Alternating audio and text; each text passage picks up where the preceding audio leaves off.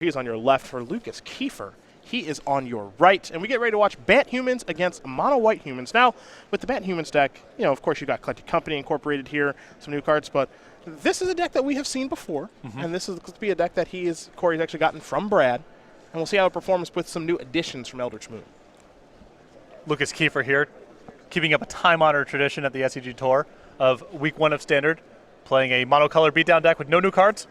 We see this quite a bit. Love it. Love it. Keeping it real. Favorite Inspector coming in for one. A clue, of course, from the Inspector. Here's a Dragon Hunter. There's another Favorite Inspector. Another clue on the way. And we are going to head Corey Baumeister's way. A Plains, and now the very important Lambholt Pacifist to have on turn 2. It's got to play the role of brick wall here to slow down Lucas. And even better than Sylvan Advocate would be in this spot, because even if Kiefer has always watching, which he does, his Thraben Inspector still can't attack in. If this was a Sylvan Advocate, he could swing with everything. Instead, he can only get in with the Dragon Hunter. And Dragon Hunter does come across for 3 points of damage, so Baumeister's going to fall down to 16. No blocks here for Corey. So now we're going to head to Corey's turn. You see a Fortified Village and a Plains. Those are the lands for him. Can be Vista, Prairie Stream in hand. So it doesn't look like mana is an issue. I suppose the question is, are those lands going to enter the battlefield untapped or not? Well, there is some awkwardness with the ally color dual lands for sure. And the more you add, the more awkwardness you engender. There is a Plains. Does Baumeister have a play? He'll just pass the turn back. Going to transform the Lambholt Pacifist. So now it's just a 4/4, even though it can't attack and block. So we head back over to Lucas. Looks like Lucas does have a Kythian in hand.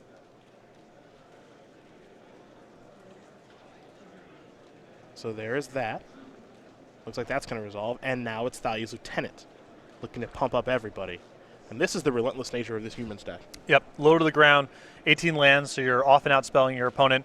18 basic planes, so no hiccups on your mana.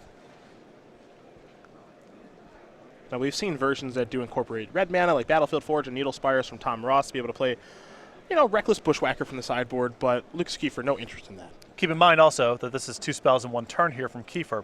He probably doesn't want to attack with his Thraben Inspectors this turn, but then the Lambholt Pacifist turns back down. Then he has a sea of 3/4s against a 3/3, so Baumeister either has to pass to flip it over, and at that point, Kiefer has an enormous advantage on the battlefield, or he has to play stuff, and then he has a 3/3 lined up against a bunch of 3/4s and larger. Yeah, Corey appears to be in some trouble here as he is working through those cards in his hand. You see the Thalia's Lieutenant is going to resolve, so counters on everything. Just Dragon Hunter coming in the red zone yet again. This time it's a 4/3.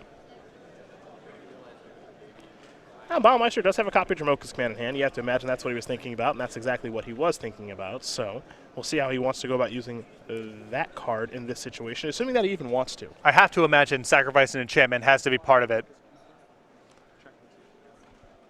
This battlefield becomes a lot easier for Baumeister to manage once the Always Watching is off the table. Here's Jamoka's command. Gonna put a counter there. Make Lucas sacrifice an enchantment, so Always Watching down, and now a profitable block on the Dragon Hunter. And a great spot here for Baumeister. Still at 16, healthy life total, largest threat on the battlefield. Kiefer essentially empty-handed at this point.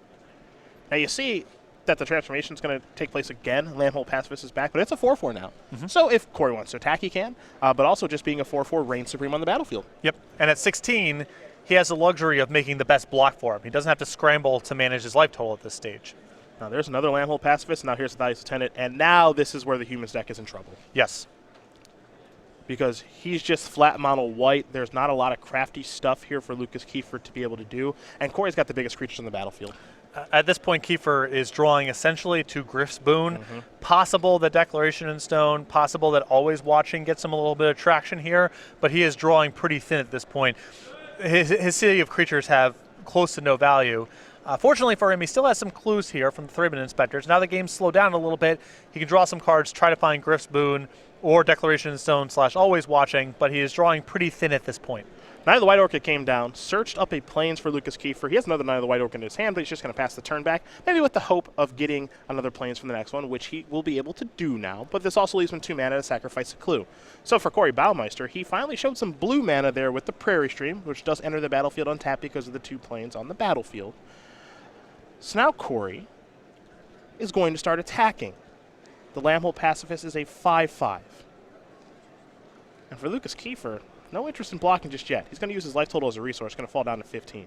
Kiefer's only chance to win this game involves going wide, so he can't trade 2 creatures for 1 at this stage. He needs to keep his battlefield intact as much as possible and hope that some sort of pump effect or just going around Baumeister's blockers allows Kiefer to steal the game.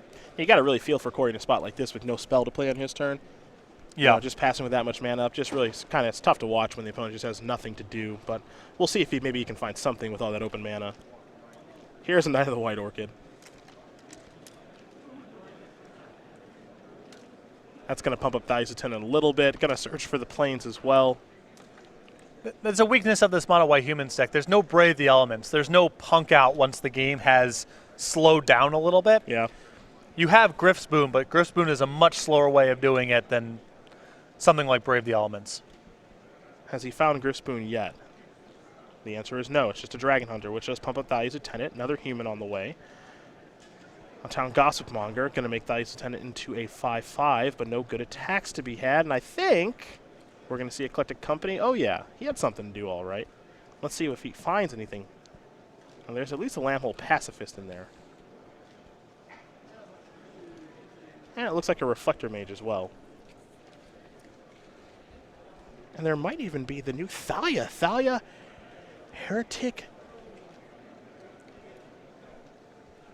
Kind of hiding out in there. Is that what he's going to put on the battlefield? I think so. Heretic Athar. Great brawler. Well-sized, plus first strike. Relevant text. Yeah, there it is. That's a new one from Eldritch Moon. I'm pretty sure Baumeister doesn't want to Reflector Mage anything here, because Kiefer's not in a position to attack, and anything that Baumeister blocks is some sort of enters the battlefield trigger for Kiefer, whether it's pumping the Thalia's Lieutenant or Knight of the White Orchid, Thraben Inspector, etc. So probably just want to put the body into play. Don't think you really want to unsummon anything. Now, we kind of talked about at the beginning of the show just how important flying is nowadays, and you can see right here where if one of these players had a flyer, this game might end pretty quickly. Yeah, sizing on the ground matters a lot, and then beyond that, it's can you fly if you're outsized. A lot of the games look that way. Right now, no flyer, so you're going to see Corey make an attack here yet again with the 5/5 Lambhole Pacifist. And now, all right, Lucas has to decide, am I going to be making some sort of block here? Am I going to be double blocking, triple blocking? Do I have any interest in doing anything? I think if 1/1 flying human for a white was a card legal in standard, I think this mono white human deck would play it. I think it desires flying so much, and it gets outsized pretty easily in games as well. We've seen Griff's Boon steal so many games. Yeah. The +1 is obviously nice, and the ability to bring it back, but it's the flying that really does it. There's Baumeister's going to play in the Evolving Wilds. That's the unfortunate flavor dilemma. Humans don't fly. It's hard to find them. They sure don't. Now, I think he may have actually drawn Griff's Boon this time. All right, that's some hope here. Yeah. That goes on Thalia's Lieutenant, and if Baumeister can't answer that, that's a path here. And even if Baumeister can answer it, keep in mind that the enchantment just keeps coming back. Yep. And he has a lot of chump blockers to work with as well. So there's a Kithian, enters the battlefield tapped because of Thalia. And yeah, I think, you got to consider making your move here for Lucas Kiefer. You don't have much of a choice. Yeah, the game's not getting any better. Here is Griff's Boon on the Thalia's Lieutenant. And the risk is low here. The Thalia's Lieutenant is large enough that even if Baumeister had another copy of Dramoka's Command, it's still trading off. And it's not like the Griff's Boon goes anywhere. Just puts it on to the next biggest thing and tries again. Well, this worked out just fine here for Lucas Kiefer. Came in for a bunch of damage. Baumeister's down to 9 as he searches up an island with the Evolving Wilds. And now Kiefer has a sea of chump blockers with which to manage the damage race. Yep. So Baumeister now is the one drawing pretty thin. 2 spells were played there by Lucas Kiefer, so transformations again. And if you take a look at Corey Baumeister's hand, I believe he's looking at 3 lands, Patrick. Yep. Nothing going on. Yep. Dead in 2 turns. Even if he finds an answer, still likely dead in 2 turns. And the tough thing here for Corey is Corey can't go, all right, I'll make an all-out attack. Right. Because Lucas will say, I'll make the necessary blocks and then kill you on the counterattack. Correct. So that also makes this very difficult here for Corey. He has to kind of do what he's been doing, which is serve in with just one creature. But this doesn't work very well because of all the chump blocking that can be done.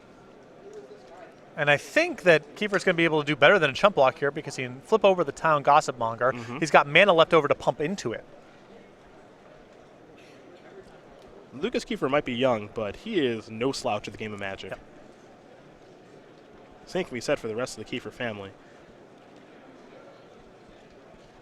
Now Lucas looks like he's seeing if he can line up a lethal attack or not with the way he's brought his creatures forward. He's trying to figure out which ones are going to get through, if he just has to keep pecking away with just the Thalia's Lieutenant in the air. And if there's anything realistically for him to play around here or not. Well, something that he can do is attack with Thalia's Lieutenant, Kytheon, and a creature he doesn't care about if he wants to flip over Kytheon. That attack is essentially free. I don't think there's a lot of value to be had by an Alpha Strike. Baumeister has enough blocking on the way back to handle that, but there's at least a consideration of what's the value of flipping over Kytheon, because it doesn't cost him that much if he wants to do it. Man, I also like Kytheon on defense because indestructible. Right, yep. Yeah. Yep. That might have been the pause, though, is just thinking about if it was worth flipping that over. And though things did look a little bit hairy there for Lucas Kiefer, Griff Boone, very helpful, does win him game number 1 there over Corey Baumeister. Mono White Humans up a game over Bant Humans as we get ready to take a look at the sideboard here for each player. We will start with Corey Baumeister, who's got 3 negates, 2 aerial volleys, 2 Den Protectors, 2 Gideon Ally Zendikar, 2 Declaration Stone, 2 Archangel Avacyn, a Knight of the White Orchid, and a Nissa Vastwood Seer. I think the 2 copies of Gideon, the 2 copies of Declaration Stone, the 2 copies of Archangel Avacyn, and the 1 copy of Knight of the White Orchid. Just creatures that are well-sized for blocking and threats that allow Baumeister to win the game quickly once he stabilized. We saw what happened there. Baumeister had the game look like he was in a dominating position, but it just took him too long to get the game flipped around and actually win, and that gave Kiefer all the time to find a Griff Spoon and turn the game around. So things that speed up the game on Baumeister's side or things that allow him to win the battle in the air, I think are very valuable for him. For Kiefer, he's got 3 Selfless Spirit. That's the new one from Eldritch Moon. 3 Stasis Snare, 3 Secure the Waste, 2 Eerie Interlude, 2 Rogue's Passage to be able to get some damage through. Another copy of Griff Spoon and a Silk Wrap. If we're going to get into this ground game, he's got some options. Right. I'm interested in some amount of the creature removal, though it is noteworthy that he's playing against a Dromoka's command deck, so I don't know if he wants to go all the way up to having a bunch of Stasis Snares. But I think there's an argument for having more creature removal. The 1 copy of Griff's Boon, I think, is a no-brainer. And I could get behind the 2 copies of Rogue's Passage, too. The game does slow down. It's a tough land for him to activate because he's only got 18 lands in the deck to begin with. So it's not trivial for him to get to 5 mana. But we saw that game. The game slowed down a little bit. He couldn't really attack. He started breaking some clues. And by the end of the game, he had 6 lands in play, even though he only plays with 18. So if Griff Spoon's in the sideboard, I imagine it's for matchups like this. Well, we'll see if he does want to bring in the Griff Spoon and the Rogue's Passages and everything else that he has available to him as these players do shuffle up for game number 2. We're going to talk about regionals, which is taking place pretty soon here. Go to StarCityGames.com/regionals. You can find out all of the information about that. You do see the Hot Pursuit playmat there. There's also the awesome token in Ugh, Not Again. That 1/1 Goblin running away. It looks like a dragon egg there. Now, as far as the information is concerned, it's our Season 2 regionals, August 6, 2016. You get the free and exclusive playmat and token to the first 200 players. You guys know the drill on that. There's also some cash and prizes involved with first place, $1,200, 20 SCG points in a qualification. We're taking that weekend off, of course, because of the Pro Tour. But that doesn't mean you still can't win money.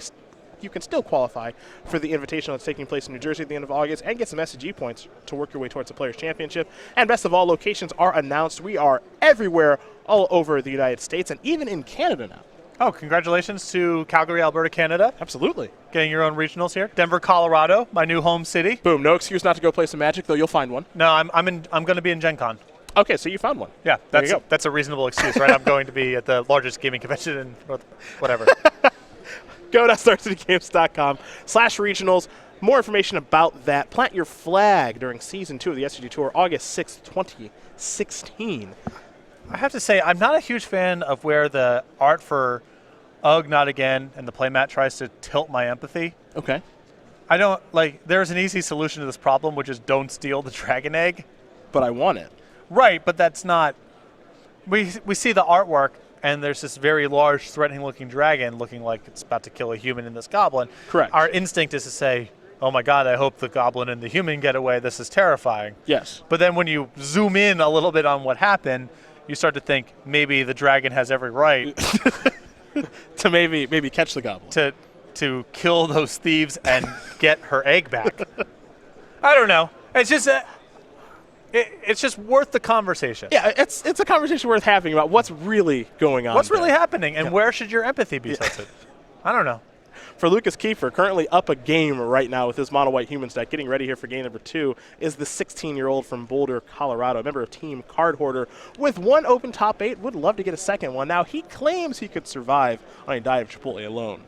That's what he says. Now, I actually do that, so it can be done. I do think, well, when you're at 16, your body can kind of metabolize anything. I do think in the long term that will kill you. Most likely, yes. Can't recommend it. But a lot of things do, right? so who's to say, really? He's been to more than 35 countries, and yes, he's only a sophomore in high school. 35 countries. That's a lot. That is. Yeah. So we are here for game number 2. Here come the beatdowns from the Therian Inspector. A Duskwatch recruiter there for Corey Baumeister. Yeah, what this sounds like to me is that Lucas is really taking advantage of the Chiptopia program. Is that what? I don't know what that is. Oh, so Chipotle has put together like a gift card program, like a rewards program. Excuse me. You buy 4 burritos, you get 1 free. What a reward! Yeah, they're really doing some nice work there. If you sign up for the program, you just get free chips and guac with your first purchase. Yeah. How can you say no? I never do. There's a Reflector Mage. Now this is the start that I think Corey was looking for last game. If he's able to get out on the front foot here, then he can have his late game elements take over. Then he doesn't even care about things like Griff Spoon because Kiefer's just behind the whole game. It's an Eye of the White Orchid, a couple triggers here, 1 for a land, 1 for the Thalia's Lieutenant. So a plane's on the way. It's going to enter the battlefield untapped there for Lucas Kiefer. Have you already eaten 4 burritos recently, you addict? Here's a 5th. Come on back. It would save me some money in the long run, okay? Yeah. Well, depends where we're categorizing medical expenses, I guess. It's in terms of your Chipotle receipts, like, yes, it will absolutely save you money.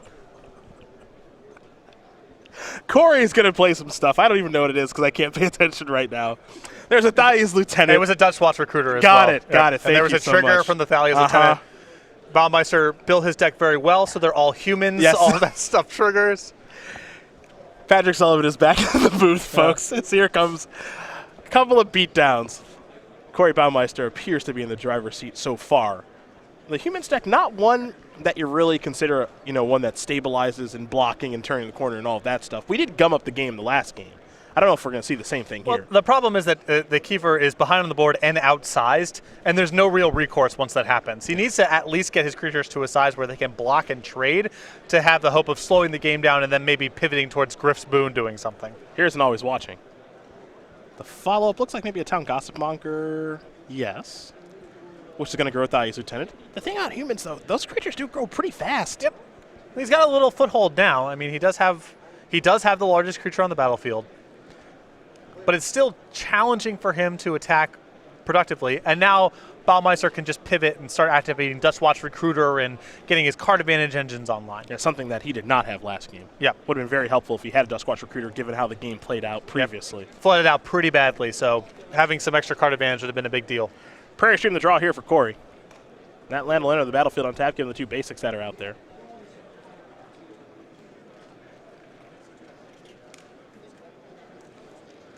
So he wants to move forward. It does feel a little bit reminiscent of the last game, however, where, Corey looking at the creatures, kind of looking at the battlefield and saying, okay, where can I attack, assuming I can attack anywhere? Not sure if he has any good attackers. Now, he can play a longer game with a card like Tireless Tracker, and he's going to play that Prairie Stream, going to get a clue. Thalia's Lieutenant grew. Now he's got 2 clues. Start growing the Tireless Tracker, start drawing more cards, but it kind of all boils down to what we saw last game. If, like, a Griff's Boon shows up, exactly, it becomes bad news here for Corey. Kiefer will draw. Picked up a Plains.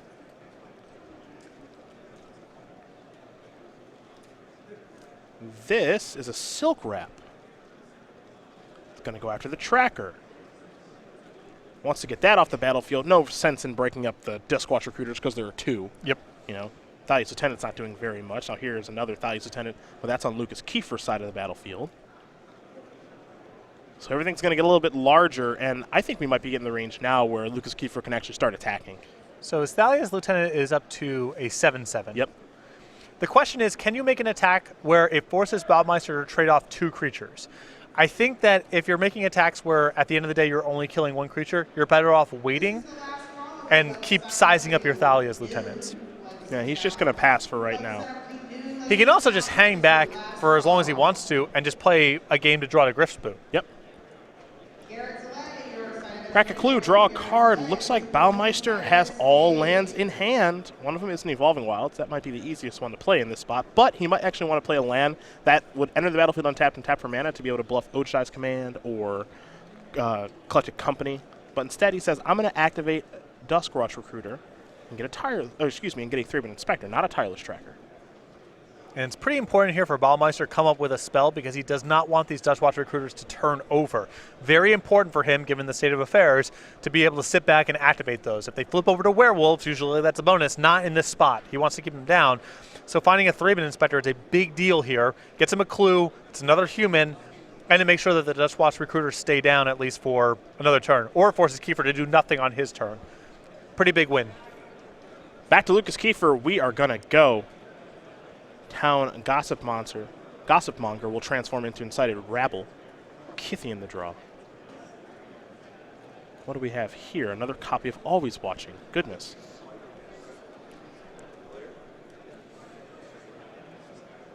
Kithian and Incited Rabble into the red zone. Kithian right now 5-4. Incited Rabble 5-6.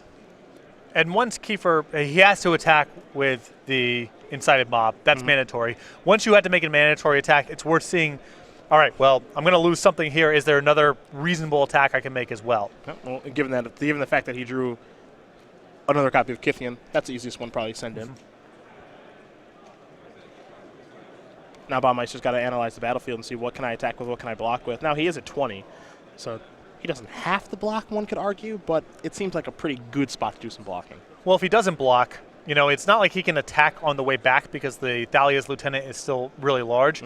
And it means that if Kiefer draws a Griff Spoon, that might be a turn or two shaved out of the game. So yes, he can afford to take this hit. Technically, he's at 20, he's not going to die, but I think that he wants to give himself the breathing space to activate Dustwatch Recruiter as many times as possible, and therefore it's worth preserving his life total.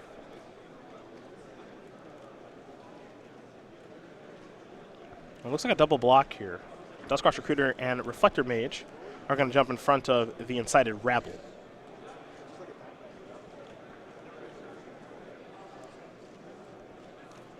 Now the question here for Kiefer is, do you want to try to get these two Dustwatch Recruiters off the table? The second one doesn't really do anything, the first one doesn't. Or is it a battle over sizing? And I think Kiefer's deciding that it's a battle over sizing and gets the Reflector Mage off the table. Well, and there's that aspect of things. Can't really play the Kithian now, of course. So some damage got dealt, and all you can do is pass the turn back. So I like Baumeister's no block on the Kithian. The attack is so suspicious with Kiefer having as much mana in play as he does. Doesn't bother to attack with 3 to get the indestructible trigger. I think Baumeister correctly sensed that there's another copy in the hand. Corey tapping a little mana here. I think we're going to see a Recruiter activation. Take a look at the top couple here, real Corey. Reflector Mage, Tireless Tracker in there. Those appear to be the options.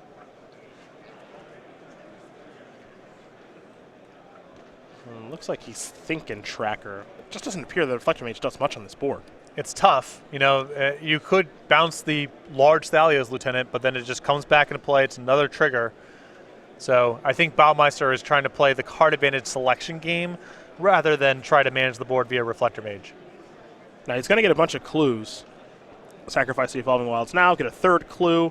Play to human, so Thalia's Lieutenant's going to grow up a little bit more into a 4/4.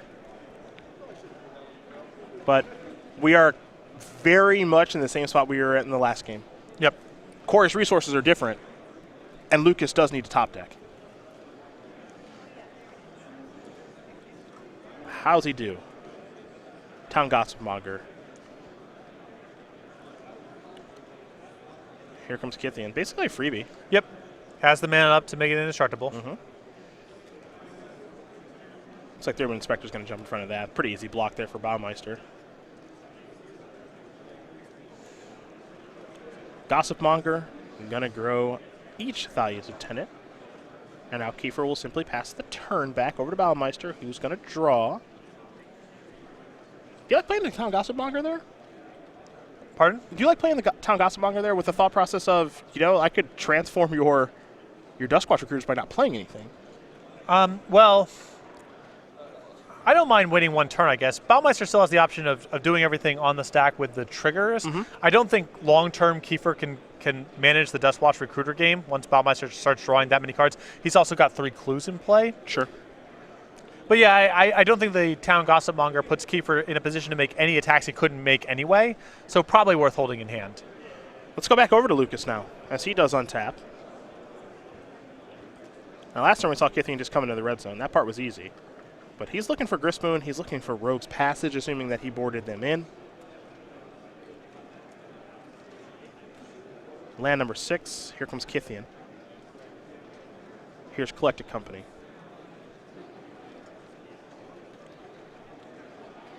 That's 2 cards, Landhold Pacifist and a Knight of the White Orchid, which means triggers here from the Thalia's Lieutenant that Corey does have on the battlefield, assuming he does remember, of course, which he will. So 6 counters.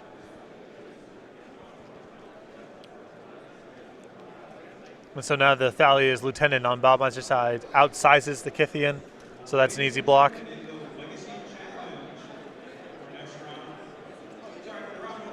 Draw card. Draw another card. Tireless Tracker grows. The clue count goes down. Now we're in the same spot we were in last game. Can Baumeister find a way to turn around and start attacking before Kiefer finds Griff's Boon or some other way to break the stalemate? The nice thing here for Corey, he gets to see a ton of cards. That's all well and good. The problem here for Corey is, and this is something we've seen from Band Company decks, is he doesn't really have a way to break through.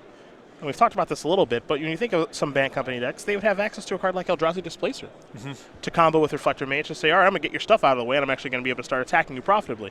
He doesn't have that card this week, and he's got the new Thalia instead. So for him to be able to break through, he's just going to have to amass some really large creatures, which his deck is capable of. Here's another Thalia's Lieutenant. But it's not easy. It's still a challenge with a board this cluttered against someone with Kytheon in play, because that swallows up one attacker. So Baumeister has to really outsize him to be able to start making these attacks if he can't find a creature with flying or some other form of evasion.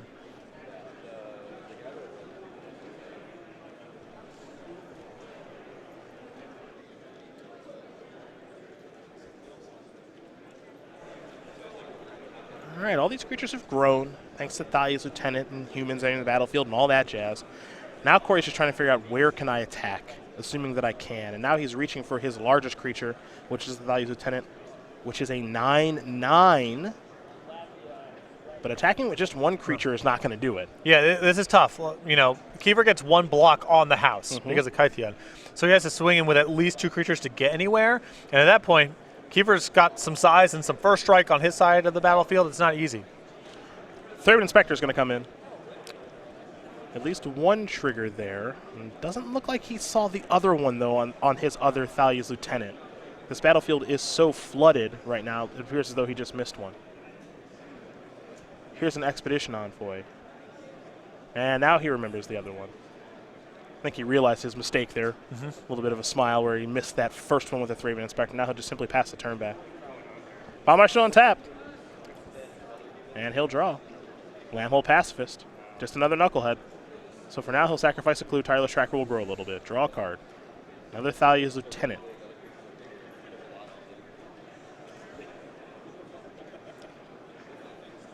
Why is it every time we watch Corey Baumeister, he's always doing nothing? Because he's always playing green-white creature decks. His battlefield is always flooded. A long history, ever since the days of Urnan Vision. A long history of cluttering up the battlefield and not really doing anything. There's Reflector Mage. Ooh, that might get us to an attack here. Yep. See you later, Kithian. Not just 1, 2. Yeah. Because next turn as well. And now here's a Thalia's Lieutenant. So are we out of dice yet is the question. After the green-white devotion mirrors we covered in Miami, I think we have a different understanding of what the ceiling for required dice is. I think so. I don't think we're ever going to run out of dice again. looks like we're safe so far. I don't know. We've moved away from the white dice and now have the black dice. We have, yes. That's the.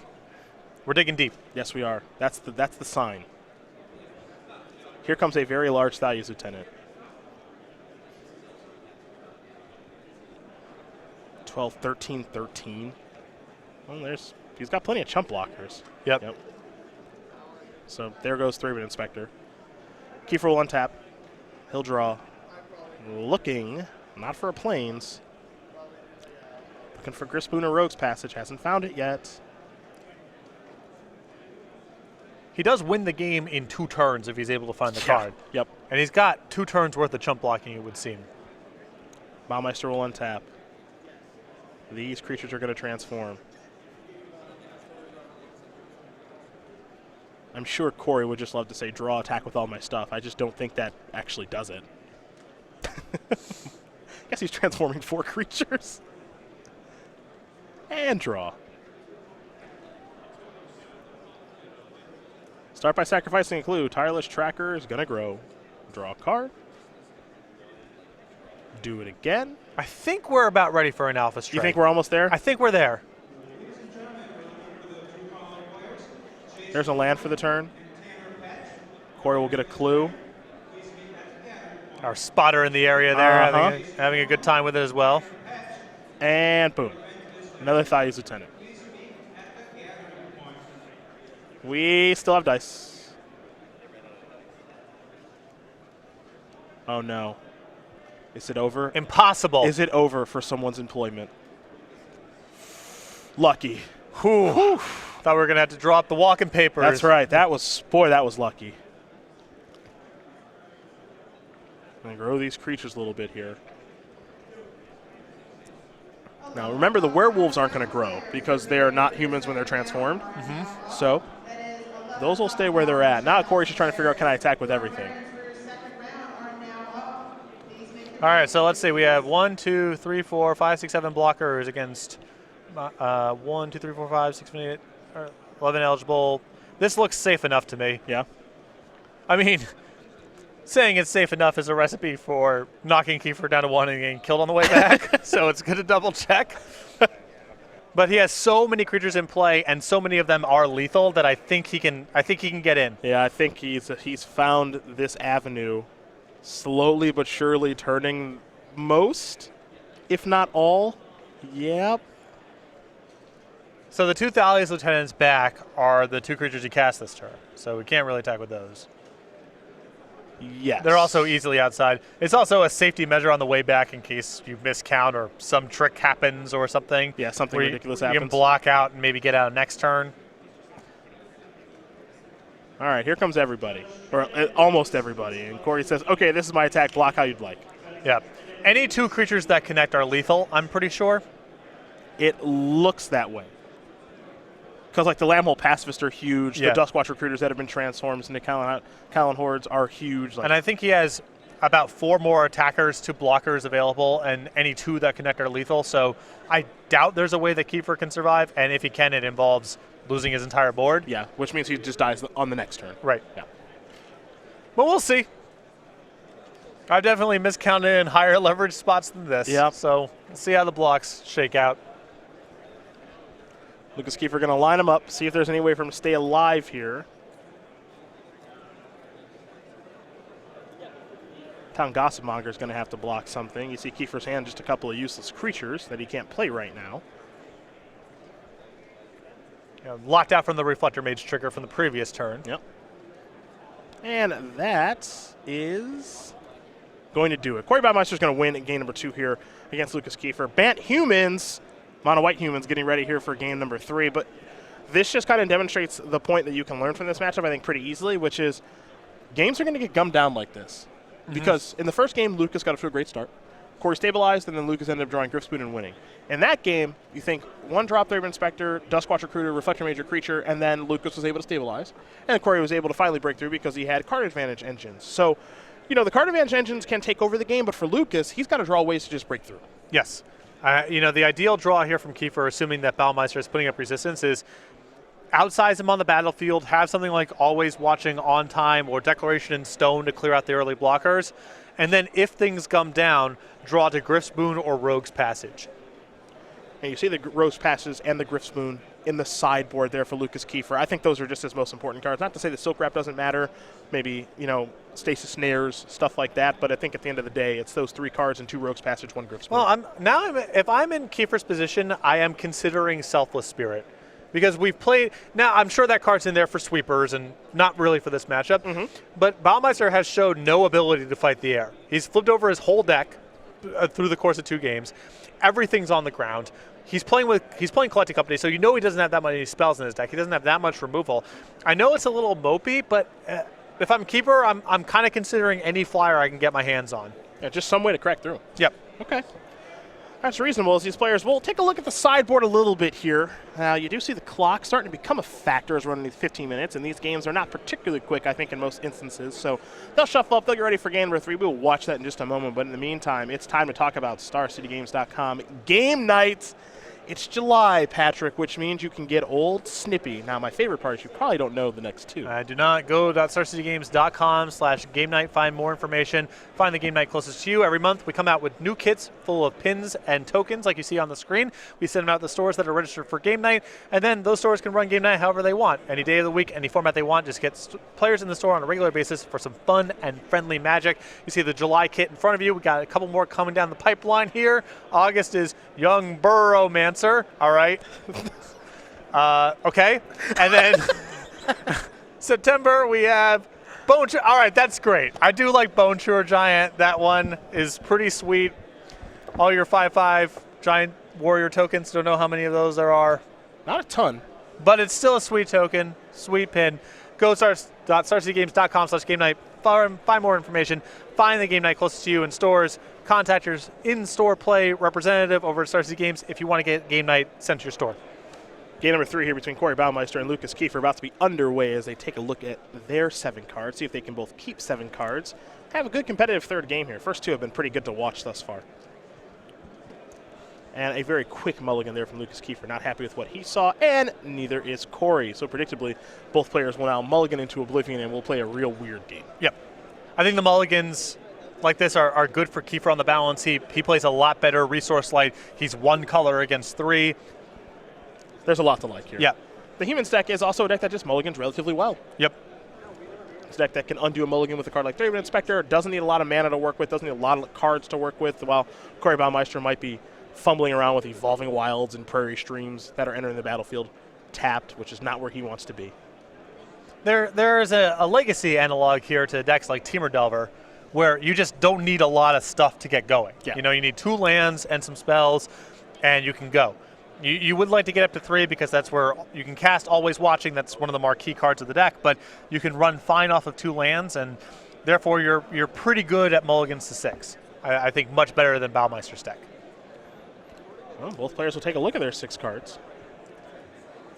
Remember, Lucas Kiefer is on the play with his Humans deck. See if he finds an opening hand that he's happy with. Looks like he is happy. Both these players will scry now from their mulligan. Top card going to go to the bottom there for Lucas. Corey's happy. We're under what? Ooh, no 1-drop. Always tough to see that from the human side of things. If you're Corey, you're thrilled. Yes. You're not underneath that much pressure right away. Now, Corey's got to figure out what lands he wants to start with. He's going to start with Evolving Wilds and simply pass the turn back over to Kiefer. To Kiefer will go. It's a Plains. It's a Knight of the White Orchid for no value. Pass the turn back. For Baumeister, he's going to search up a Forest.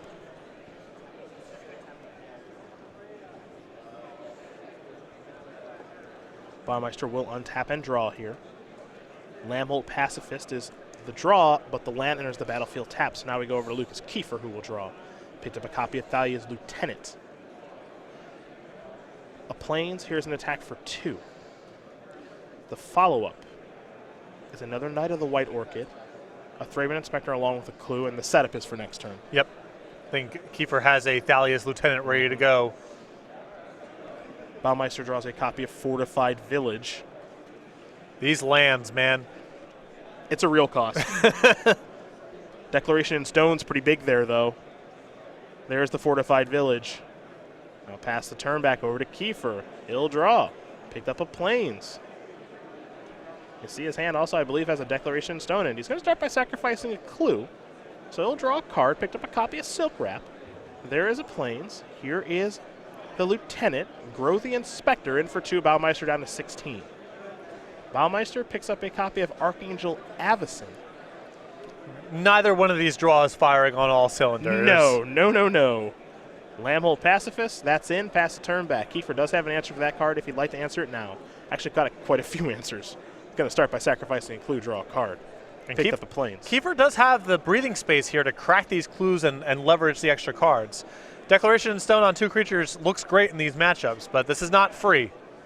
Here's an attack for 3. Baumeister down to 13. Dromoka's Command the draw. Now, Corey Baumeister is looking at a Reflector Mage, but Reflector Mage is simply okay right now. It's not great. There's a Tireless Tracker. Back to Kiefer we go. He'll draw. Aha, Militia Captain. He's going to start by sacrificing a Clue, draw a card. Knight of the White Orchid. No value to be had there, but a body's pretty good. Declaration in Stone going to take care of the Tireless Tracker. An attack for 3. Pass that turn back. Baumeister will draw a card. Thraben Inspector. Thraben Inspector here, a really solid draw because Baumeister also has Dromoka's Command in hand. Now he can make something happen on this turn. First time in the game he's going to be able to play 2 spells in 1 turn. Big swing. But he's just going to pass the turn back and not cast the Dromoka's Command right away. Maybe a little bit risky. We'll find out. Well, I think he's trying to go for the mid-combat blowout here, of forcing a sacrifice on the Silk Wrap, getting back his Pacifist, and then wiping Kiefer out inside of combat. Sure.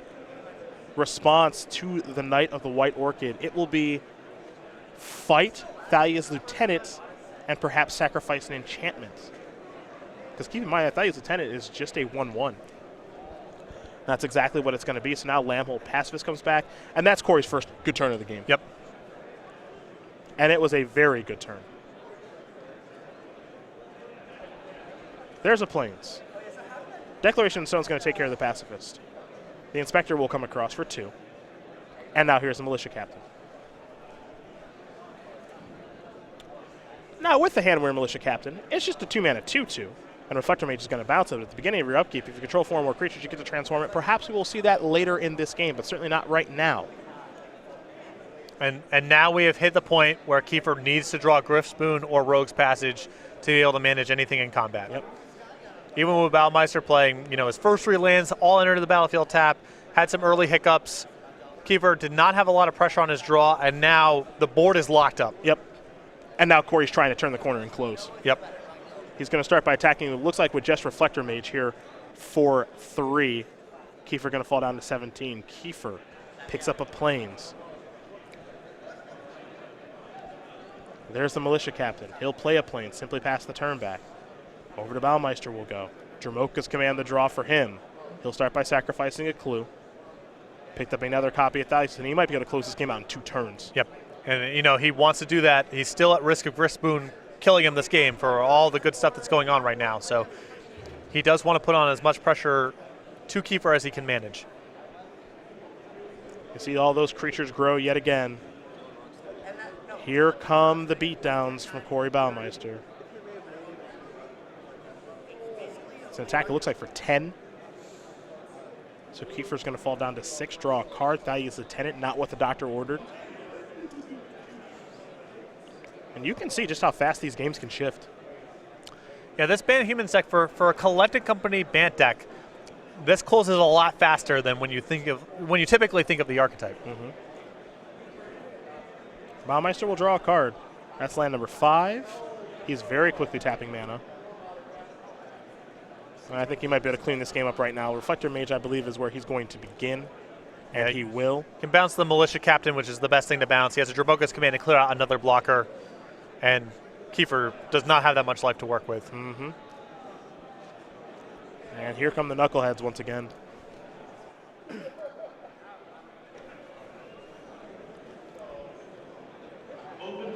Unfortunately for Kiefer, Baumeister was actually just able to stabilize and turn very fast. Yes.